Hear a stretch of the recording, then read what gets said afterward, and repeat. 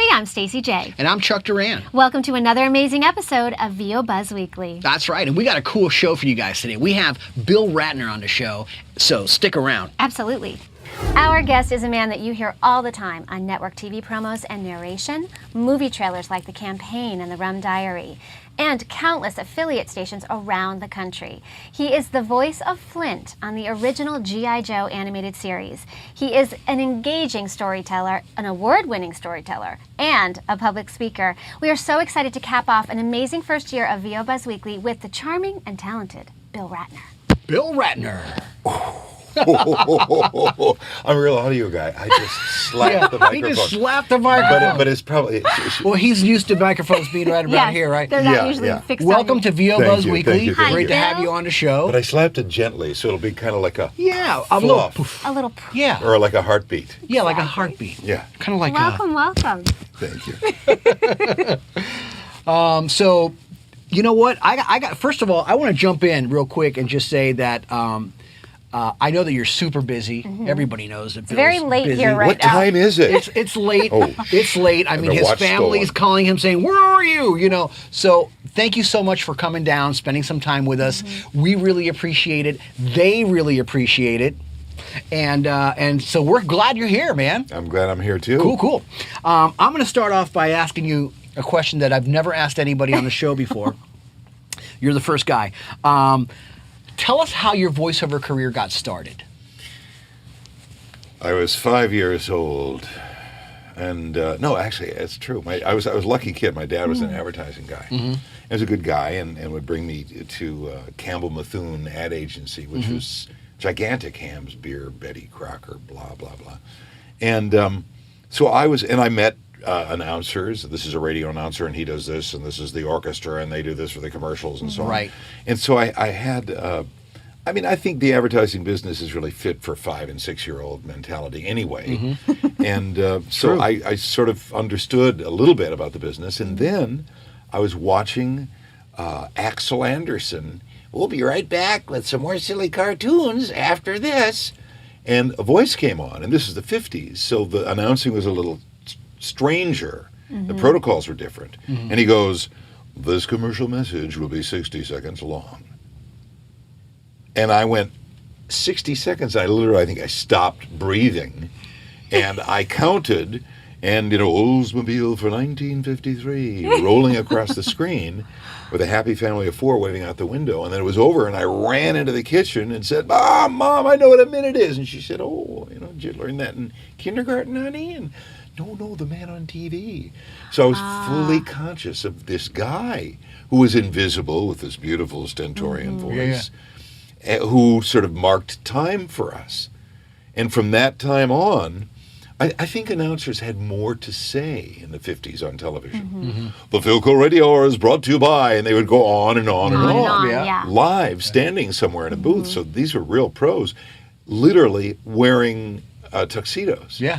The CBS network announcers in New York, Chicago, and LA, per their contract, had to wear tuxedos into the 60s. Wow. When people were showing up in flip-flops and Bermudas, for the network shows that were filmed here. But that's to answer your question. And then in 6th grade... Moving from 5 years old to 6th grade now. There was a kind of a hiatus there. That happens in careers. Yeah. He took a long nap, and now he's back. It was a slow time. My friends John Waterhouse, Skipper Hastings, Steve Gray, and Bill Connors, who, I'm sorry, Bill, we later blackballed for inactivity, formed the Brotherhood of Radio Stations. Mm. Nice. Is that still going strong today? I did have lunch with Steve Gray about 6 years ago, and we reminisced. Yeah, I love it. I am the embodiment of the Brotherhood of Radio Stations. But I literally bought a 5-watt AM transmitter from Night Kit Corporation in Chicago. And my dad and I were going to put it together, and it was going to be Dad and Sunday, and he's going, Dad, relax, just let me have the soldering gun. And I got this thing together, and my cousin gave me a 1/4-inch tape recorder and a Shure microphone, and I built a switch box out of a shoebox, Wow. which happens to be made of cardboard and paper and is Yeah. quite flammable. Yo, But oh boy, I think fires. You only did that once. only burned one, and then my dad got me a piece of linoleum and some pine. Yeah. Nice. So and we would broadcast. I mean, we would torture the neighbors, and I had That is so funny. yeah. Where would you just find your material? We would make What it up. inspired I you mean, guys? we would do phony phone calls that were just horrible, cruel things Yeah. to neighbors about dead bodies being on their roofs, and that medical procedure that you've been asking about. We have to do it this Saturday, Oh, and things like that. wow, that's crazy, man. And we made up games. I mean, it was just pure imitation. It was like it was exactly the way television is made today, Sure. Right. by imitation of what's preceded it. Right. So that's what we did. So when was the break when you went from Childhood to adulthood playing around to like saying, you know what, I'm going to do this to This make is it. money? Yeah. hasn't happened yet. Oh, Yeah, okay. right. When was it? I did some acting as a kid in Minnesota theater, which was fun, and went to film school at City College of San Francisco to study filmmaking, because I'd always wanted to study filmmaking. I didn't want to be a director. I just wanted to study film. Loved Yeah. film. And I had a teacher, I was about 27, a guy who had written Bonanza and Harlem Oh, Detective, yeah. All the those great Larry great stuff. Menken, Yeah, an old yeah. writer who retired and decided to teach kids in film school. You're going to narrate the class film. And I went, oh, okay. And started getting hired by these adjunct teachers who were industrial filmmakers and educational filmmakers. And had one guy say, the only direction I'm going to give you is, I want you to speak so that the little green light that's in front of you, there was no green light, it was in his head, Yeah. doesn't get too bright and doesn't dim out. And I've never forgotten that direction. I still don't know exactly what it means. But you're doing it. But I remembered it. Yeah. And then I got an agent up there. Nothing really happened. Got into radio, suburban AM radio. Well, this is KKISS 99, which was fun. Yeah. And then came down here and started taking voiceover classes from a genius like you named Johnny Rabbit. Johnny Rabbit. And who had been a big Dick Clark radio guy, and took classes, and I actually got the advice to do so. I had no idea there was such a thing as a voiceover class. Yeah. Because luckily for us, voiceovers are really not taught in college. I asked a young woman who just graduated from Northwestern University in Evanston, Illinois, arguably one of the greatest communication schools for performers, Sure. for journalists in the country. Did you just study voiceovers? She's BFA in acting? I think we had like a week of it in a commercial acting class. And I went, yes, don't start teaching it in college. But Yeah. Ralph Pizzella in the sales department of KKISS 99 said, hey, dude, when you get down there, you should study voiceovers. And I said, what are voiceovers? He said, you know that CVS commercial you just did 55 tags for? Yeah. You're getting 165 a week. The guy who did that commercial made $2.85. $2.85? And I went, oh. And he gave me a name, Johnny Rabbit. Right. And so I went to study with him. Go and see then Johnny Rabbit. I didn't stop workshops for 6 years. Wow. I mean, I'm sure that you guys get calls all the time saying, well, I took the course for 6 weeks. What do I do now? Yeah. Now I'm ready to do a demo and get a home studio. Right. and- Yeah. No, it doesn't quite happen that fast. So But I did you're- literally like undergraduate and graduate school, like Yeah. 6 years. I just didn't stop until my agent at the time, Rita Venari, said, stop. You're working. Yeah. The people who you're working for are your directors. Stop. Enough Anyway. with the classes. Oh, okay. It was just so fun. you know? Yeah. Yeah. That's so great. Yeah. The truth is, I got my first agent by taking a voiceover workshop. And, I mean, I never knew that I was OCD before. I've never been really diagnosed because I don't want to take How did you anything for it. discover this? Still a secret. In voiceovers. Were you I mean, cleaning the booth, or what were you doing? Yeah, over and over. And over. No, my house is filthy. My studio is filthy. Nice. I mean, this is like, the Ritz. Yeah. compared to my But I really started enjoying like editing, and I would just be obsessive about my demo. I would do a 15-minute spot, and I would just completely redo the whole demo. Yeah. And but in taking workshops over and over and over, I met producers who are still friends of mine who still hire me. My first agent, bless her soul, the great Donna Davies. At the Buckeye Agency. I mean, so that's one thing that's missing from sort of the arsenal of VOIQ for people starting out in voiceover is, what do I do? What do I do? Study. I mean, I was taking acting classes here long ago, and Ted Danson, who was already on Cheers, was in the class, and I asked the director, I said, why is he here? He likes to work out. He thinks it's good for him. Yeah. And 30 years later, the man's still working. He's a wonderful actor. Yeah, it's Exactly. a safe place to try things. Got to and- keep the chops up, man. Yeah. Well, kind of want to know, was there a turning point for you where you went from auditioning a lot to working a lot? Can you put your finger on something that shifted for you? I was doing morning radio on FM 104.3. This easy listening radio with a newsman. It was fun. And we were being asked to do more and more and come in earlier. And finally I realized, wait a minute, I'm making more money outside doing voiceovers than radio. And the great Jack Angel had said, get out of radio. Get out of radio. And I said, why? Because it'll kill you. You'll die. And That's an incentive. there was a wonderful guy on radio here for years and years on KMPC AM, a morning man in like the 50s, 60s, 70s, 80s, Sweet Dick Whittington. And he said one time, when you swing your legs over your bed at 4:30 in the morning and they hit the floor and you begin to cry uncontrollably, that's when you need to leave radio.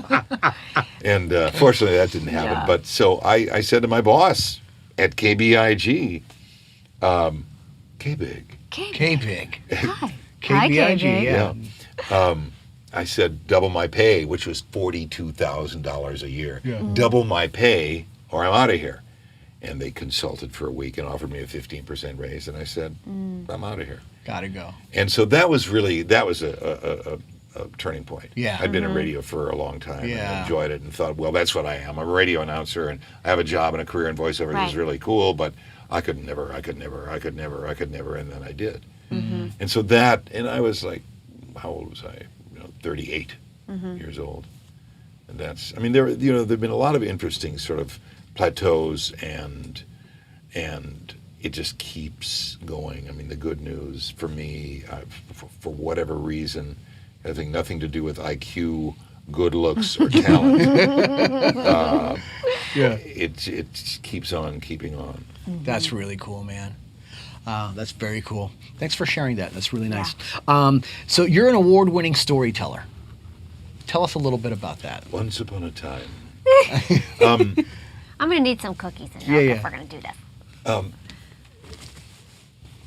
Years ago it was we want a strong announcer. Then for years, you've seen this all on copy. We don't want announcers. We want actors. Yeah. Then the advertising business shifted their nomenclature from actors. We want real people. We don't want it announcery at all. We want Conversational, real people. And now, as you've noticed for the last 5 years, we want storytellers. Yeah. Which is interesting, and that's a good direction. Yeah. And luckily for me, when that began, You were like, ooh, I can tell stories. Ooh. right? Yeah, I'm trying to conflate two things that just don't fit together. I'm trying to make logic here. It's not happening. The Moth at themoth.org, which was a storytelling scene in New York that would do a month at a bar in the Bronx, and it would do one evening a month. And now there are 5 venues in New York City, and they have road shows, and celebrities do them, and so on. And you put your name in the hat, and you get the theme, and so on. And they brought one to L.A. in like 2007. A friend of mine told me about it, and I was in New York at the time, and I said, "Well, I'm going to go do this." Because Jonathan Ames, who was a TV writer, raconteur, was doing it, and I thought, well, I got a great story on that theme, I'll do it. And I called him up and said, I'm going tonight. Are you going to be there? And he goes, it's next week. It's not tonight. I have a story. What do I do? And he said, but there's one in L.A. So I went on their website, and the next week went to this funky little club on Hillhurst, and there were about 35 people there, and I stumbled up to the stage. You know, when they called my name, they literally put your name in a hat. It's like open mic. Yeah, exactly. But they don't Yeah. call it that. Yeah. It's a slam. They call it a Yeah, story slam. Right. Yeah. And I told my story. I got heckled within the first 5 minutes. It's a good sign. Yeah, she yelled out, "Good!" It was about quitting a job or something. Good. She was a Scientologist. No, I don't know what she was. And so I got addicted to telling stories in getting heckled. in bars and getting Yeah. heckled. Yeah. But you've won 7 or 8 times the Well, Moth yeah, Story 8 Slam. times. 8 times. These slams go on. Pretty good, Bill Ratner. Well, yeah. Yeah. You're almost at double digits, baby. Must be a pretty good storyteller. Yeah. Accounting for taste. And it's interesting. The scene, it's odd because it's storytelling. The scene is 20 and 30 somethings. I mean, the average age is like 36 years old, max. Yeah. And the places are packed. Zanzibar in Santa Monica, Busby's in Mid-Wilshire, Los Globos in Echo Park. Once a month, they have story slams for the Moth. Packed. I didn't even Standing know room these only. things existed. It's a big And deal. it's personal stories. And my Yeah. theory is that people who are in their 20s and 30s working in their screen time, their entire life is screen time. And they just go to these clubs just to listen to other people who look like them tell crazy stories. Right. Well, I've seen a clip of you telling the story about your daughter. Yeah. Yeah, which is great. It's A lot great. of cursing in that one. Yeah. Yeah. Beep, beep, We beep. don't curse on But VO Buzz. but no, you definitely have, and you are on NPR. You have your stories on NPR. The Moth and KCRW FM 89.9 have this relationship. KCRW sponsors the Moth, and the Moth Radio Hour is a national program, and so it was the business, the show, the business was syndicated. Yeah. And I went and I told a story about my Uncle Bobby, who was Bobby the Bellboy, and I Love Lucy. Mrs. Ricardo, it's Bobby. Knock, knock. Yeah. And he led a strange life, and so I just told that story. And a week later, and I won in the slam, which was great, which means you go on to the Grand Slam down at the Echoplex, the big rock club downtown. And but I got a call from somebody saying, "Hey, they're airing those Moth stories of the business," and I said, "Really?" And I emailed them, and they said, "No, we haven't aired yours yet." And I didn't want to say, "Well, I won the slam." I am the champion. Yeah. You know, well, if you decide to air my story, let me know. I love to tune in. And it was like a month went by, and they aired a couple of other stories that were a little more sort of upbeat and cute and funny. Yeah. They were great, terrific. Yeah. And then like 6 weeks later, I get an email. We're airing your story. And somebody said, they probably had to check with Paramount to see if it was legal. If it was legal, exactly. Because I said some things that were not particularly complimentary and that were factual about what Desi Arnaz did with his actors You've and got buyouts. some opinions, and Bill. You've got some opinions. You Not know. afraid. He's not afraid to share them either. comes from No, being he's not. Comes from the mousetrap and the toes. You know. Yeah. It's a terrible thing. He's a rebel. Yeah. That's cool, man. Thanks for sharing that. So let me ask you, if you know somebody, a voice actor who's out there, he's in the trenches, trying to make it in this business, what advice would you give them? Like, what are some tips that you can give them? I would say immediately start taking workshops. And I don't teach workshops. I'm not in that business. Yeah. I don't have a book. I don't have a CD. I don't do demo tapes. I don't teach workshops. So when I say take workshops, that was the way that I learned how to do voiceovers. Because voiceovers, as you guys know, is a weird art. Yeah. And I liken it to what the musicians do on Jimmy Kimmel's band or the Tonight Show band or Letterman's band. Yeah. These are top crack studio musicians Yeah. who can do, she's not Portuguese, oh no, she's Brazilian.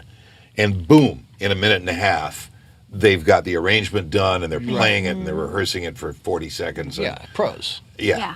Top and, notch. And that's kind of like what we do. Yeah. And I mean, if you, let's say you studied violin as a kid and you hadn't picked it up for 12 years and somebody said, in 6 months you're going to give a concert at Carnegie Hall playing piano.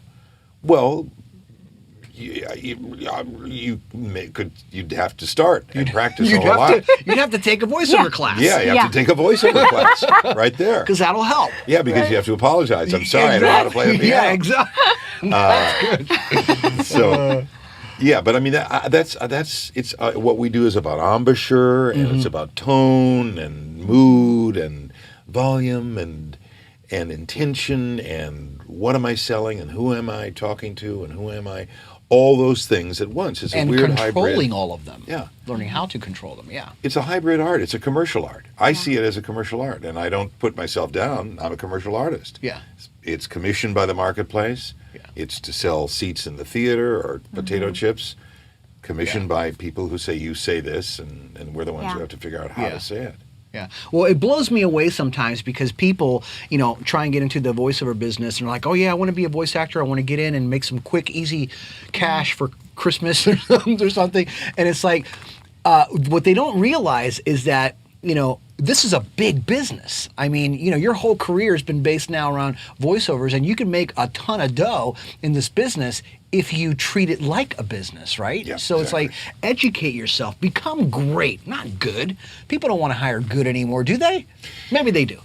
If they're real people and storytelling. There you go. Yeah. So become great, and then you'll have a shot, right, at being Bill Ratner for... I mean, I'm from the Midwest. I was born in Des Moines, raised in Minneapolis, and I really, maybe it's because of that. Minnesota, nice. Minnesota? Yeah, oh yeah. Oh. I see myself as a small businessman. I really do. Okay. And I'm incorporated in the state of California, and my name is on a corporation, and I hire marketing people occasionally, and this and that, and you have a bank account. Yes, I do. I have two. Yes, Oh, two. my. He is in business. And a car. But And a did you car. approach it even when you were starting, before you had ongoing Absolutely. campaigns and clients? Did Yeah. you? Can you give us some examples Well, of what you did? I mean, in to high school, create I was your lucky business? because in high school I worked at ad agencies as an errand boy, and I Right. had steam open applicants envelopes, and I never destroyed anything.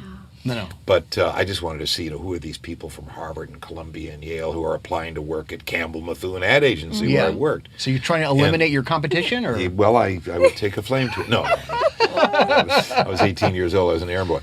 But so, I mean, I knew kind of from the inside out what the advertising business was about, and that it was a business, and a lot of pounding the pavement and this and that.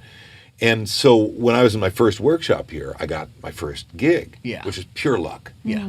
A friend was doing a strip show for ABC called Heroes of Rock and Roll with Jeff Bridges as the host. They had put the whole thing together. They were new filmmakers. They were very lucky. They had forgotten that you needed a bumper for the networks. You needed a couple of bumpers and billboards. Coming up, Elton John, the Beatles, and Elvis Presley. They didn't have them in there. And the network said, where are the bumpers and billboards? We're not going to pay for them. Get them done. And your budget ain't going up. So I had made this horrible 3.5-minute voiceover demo, my first ever demo, with like 3 60-second radio commercials and a 30 to kind of tag it out at the end, literally. But I had it. Icing on the cake. Yeah, I had it. Yeah. And a friend calls me and says, you have a voiceover demo? Yeah. Why? His best friends had made this show for ABC. Yeah. And they didn't know how to cast voiceovers, so I was their guy.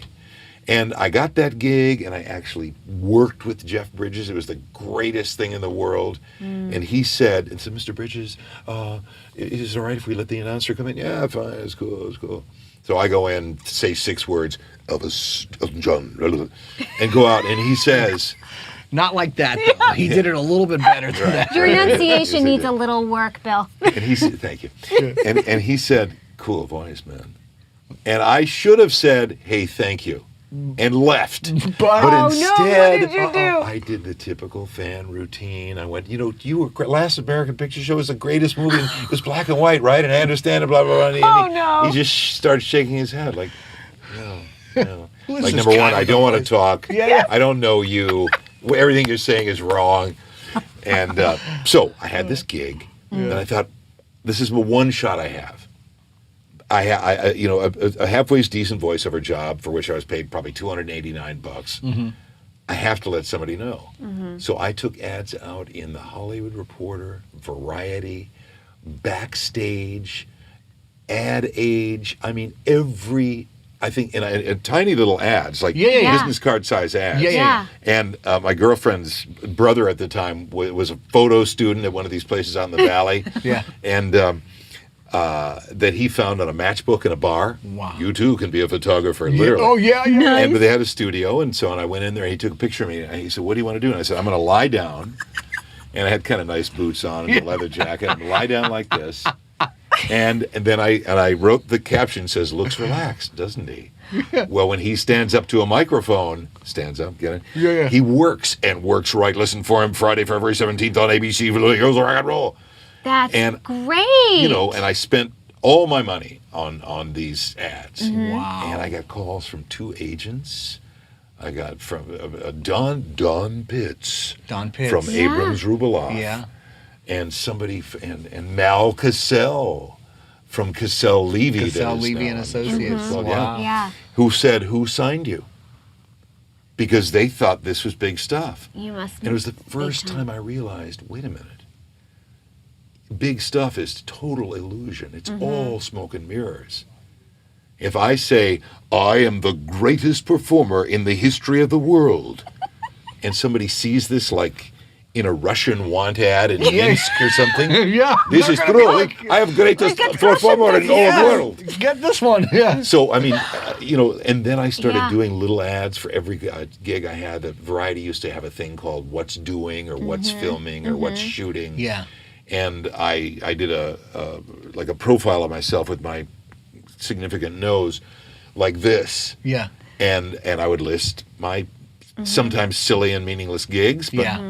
it looked good on paper. That's Yeah. so cool. So- But now you have all this free marketing, Facebook and Twitter and web. You have. It's not free, Stacy. I work myself to the bone. No. She doesn't mean free as in free. No, but I mean now Free as in there's. free. Well, I Yes. mean, I was able to, with the help of the great Dean White, Yes. who's Yeah. such a brilliant social is. He media is. guy. Dean is pretty Great. bright. He's great at And what he does. did the whole SAG-AFTRA merger campaign Yeah. and Yes. so on. And I found out about him through Bo Weaver. Mm-hmm. And I went to him and I said, "I'm doing this one-man show last summer, Mm-hmm. Voices in My Head, A Life. Can you help me?" And he was so full of great ideas, and he got me on. I was already on Twitter, but I had like 6 followers or something. Mm-hmm. Yeah. Yeah. So you were promoting freestyle. Let's call it freestyle back then, and which is I got to say, man, the things that you were doing were pretty creative. So it's no wonder that he is where he's at. But nowadays, you're very savvy now. I mean, you've really made the shift into the digital era. I Yeah. mean, was Yeah, that I mean, difficult for you, or was that? no, it's fun. I mean, I mean- Dean White was a huge help. I know. Yeah, I mean, there is a disconnect. For instance, people have to remind me. Yeah. If I'm going, well, like, what about plastic shoes? How can I find? And they'll say, like, "Bill, just Google the 2 words plastic shoes." oh, yeah. But I was doing a show, and I had been to Fringe shows in the Hollywood Fringe Festival the year before. Yeah. Fabulous one-man shows, brilliantly done with 6 people in the audience. You got to tell us about that. Well, yeah, your show. I'm going to brag about you again for a second. Uh-oh. Stacy likes bragging. Make sure I get this right. The Hollywood Fringe Festival 2012. Your show was nominated as best solo show. It was nominated as Best Solo Show and selected for what they call Best of Fringe, which is like the top Yeah. 5% of the shows. And then we got extended runs. It was really Yeah. fun. Wow. Really fun. Voices in my head. A life. And the year, like I say, a year before I'd been to guys' shows Yeah. that were exquisite. Nobody in the audience. Yeah. I thought, that ain't gonna be me. I can't do that. And so I went to Dean and Tumblr and Facebook and Twitter and it's all of it. Yeah. Either that or traditional display advertising or hiring somebody to get on the phone. It's all an extension Yeah. of the day that John Barstow and I talked into orange juice cans with a string. Yeah. Can you hear me? Yeah. You don't have to speak so loud. Yeah. I mean, really. Yeah. I'm fascinated with Twitter and sort of the metrics of Twitter. I don't spend Yeah. a lot of time with it. No. I mean, I have like 3 tweets a day. 3 tweets a day. I have like Yeah. I think 289 followers, at BillRatner.com. Follow him. Follow him. When I go over 1,000, I'm gonna. Oh my gosh, You're we're going gonna to be have a so party. excited. Yeah. But I mean, Snoop Dogg, he's like at 5 million or something. Yeah, he's pretty up there. And a car company called his management company and said, "We want to give you $5 million cash if you'll tweet for 2 days that you're driving this car." Yeah. Oh, it's incredible. You can get paid. Boom. Yeah. That's crazy. Yeah. Yeah. You need a few more followers, Bill. You need just a few right more. now. You could need do like 4,800,000 and chiclets or What's the something. difference between 289 and 5 million? Size matters. size matters. Yeah. Yeah. Wow. Well, as far as your show, Voices in My Head of Life, what inspired you to create that? And are you still performing it, or was that? No, I'm not performing. I'm doing one next year. I actually have a book deal for the show that I'm going to do next year. Congratulations. A little publishing company in Provo, Utah. Nice. I met a woman at a storytelling conference who I thought was 26 years old, and we did 3 hours together in this workshop. Yeah. Developing projects, imaginary projects. It's something I'd done in the schools for years when I was on G.I. Joe. I thought, oh no, we're responsible for draining people's bankrolls to get their children, with G.I. Joe toys. Yeah. And so I did this program in the schools as a volunteer called TV Cartoon Scandals, the economics of children's television. Yeah. To tell kids, this is what happens when advertisers can come for you. And so this woman says, my husband and I just started a publishing company. We'd like to do this as a book. And I went, book? Like with pages and everything? Yeah. Yeah, and ebooks and downloads. So I have a book deal. And I thought, well, it's about the advertising business, and it's about G.I. Joe, and it's about Ronald Reagan deregulating television, and it's about kids and FaceTime and screen time and blah, blah, blah. Yeah. So I'm going to do a show next year in the Fringe in June. That's called cool. Screen Time Scandals, The Coming of G.I. Joe. Ooh, sounds pretty dramatic. That's the Fringe. Gotta in check June. that out. All right, we're gonna see that. That's See, cool. now I'm starting to understand a little thing with the green light. Not too high, but not too dim. Yeah. I'm starting to get it now. Yeah. It's starting to Yeah. all make sense. I want to know a little bit about when you go out of town, how do you handle auditions and jobs? I am not obsessive about it. I really, my wife was in the Peace Corps. She loves to travel. We used to travel with her parents when they were alive. They'd pay for their flight and we'd pay for their hotel. I like to travel. There are guys whose vacations, whose minimal 6 days of vacation a year while making tons of money on voiceover are built around sweeps or non-sweeps or campaigns or non-campaigns.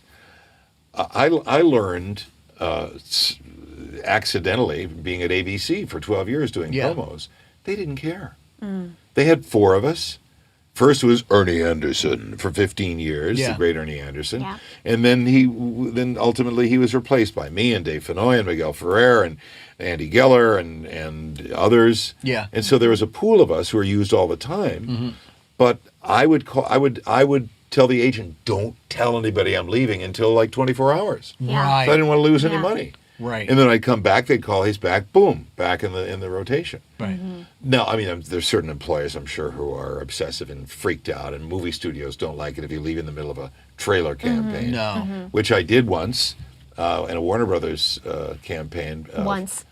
Yeah, the green light almost went He out. left once. Yeah, the green light turned red. Whoops. And I didn't work for those people for 20 years. Wow. Literally. Wow. How come I don't work for the idea place?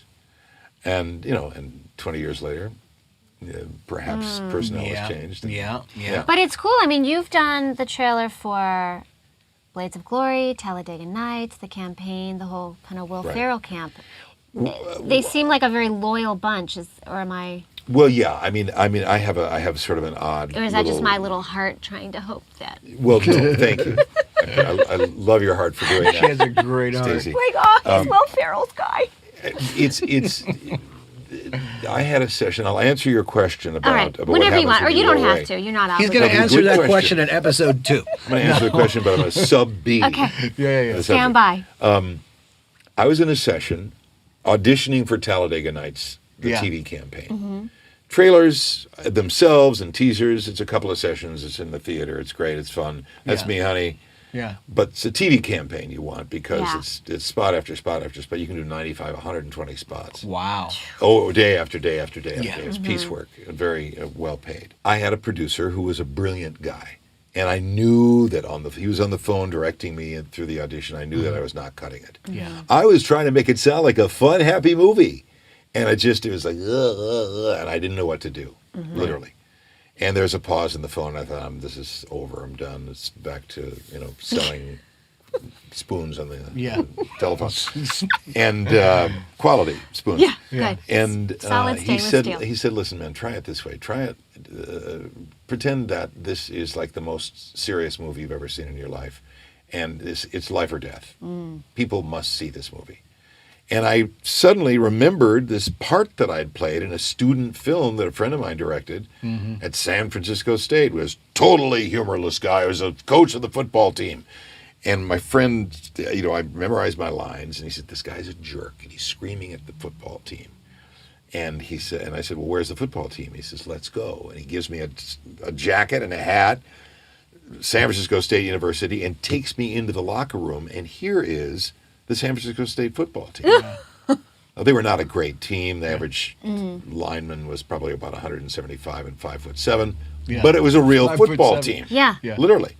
And so I started, you guys can tickle each other in the chin and smash each other in the face, but if I see you patting each other in the butt, you're off this team. And that was my line. Wow. And there was a little preamble, a serious, humorless, Midwestern, Friday Night Lights. And I remembered that character in this session. I went, this is serious. This is serious. Will Ferrell is Talladega Nights, blah, blah, blah.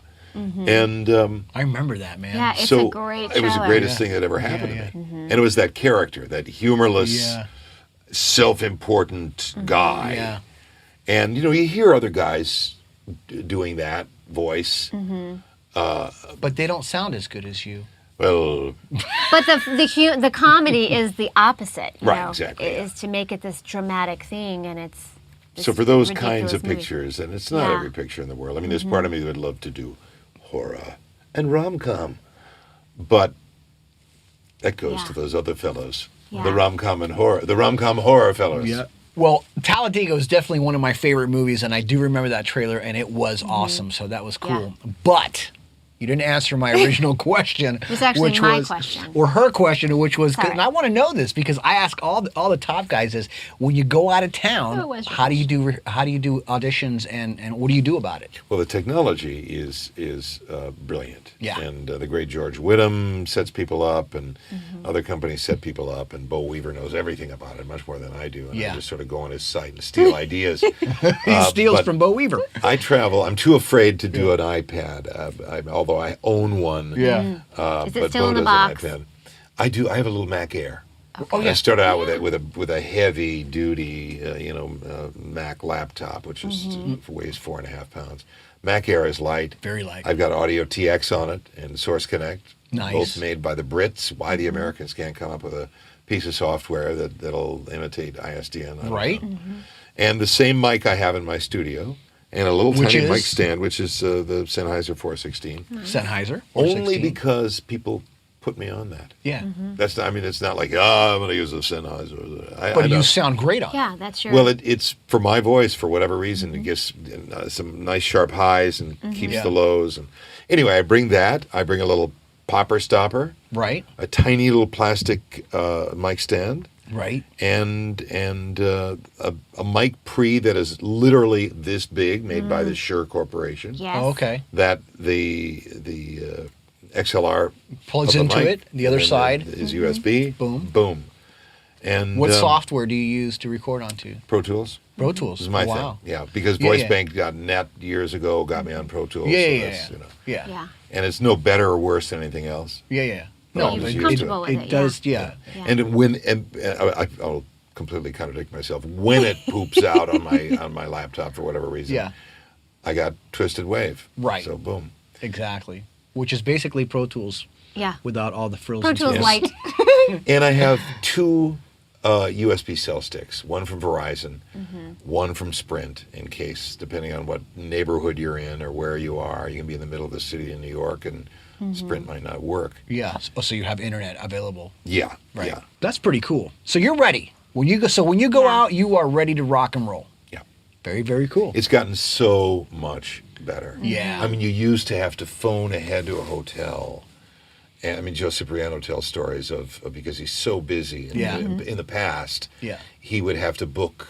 They'd put ISDN lines into his room, literally, and he would bring his Telos Zephyr in his luggage. Wow. And and sit in the hotel room and do his thing. Yeah. I lay down on my belly in an apartment in Seville, Spain. On my belly because the room was way too live. Yeah. But if I lay down between my friend's daughter's twin beds, Then everything the was sound okay. was perfect. And I remember the guy at the trailer house going, "You okay? Everything okay?" And I could have said, "I'm lying on my guts," and instead I'm going, "Yeah, it's cool, man. You guys ready to roll? You rolling? You rolling? I never say a thing. Yeah. I never lie. Yeah, yeah. I don't say, well, I'm in New York at a world-class studio. Yeah. I just don't say anything. No excuses. Yeah. Don't put the idea in their head Yeah. that something might be different. Yeah, I'm in Yeah. a bedroom between two twin Yeah. beds. How do I sound? That's right. Well, that is all the time we have for today. But the good news is we're going to be back next week with part 2 with Bill Ratner. It's a don't miss. Absolutely. Make sure to find us on Facebook, Twitter, and Pinterest, you guys. And just remember, you always have time for a little buzz.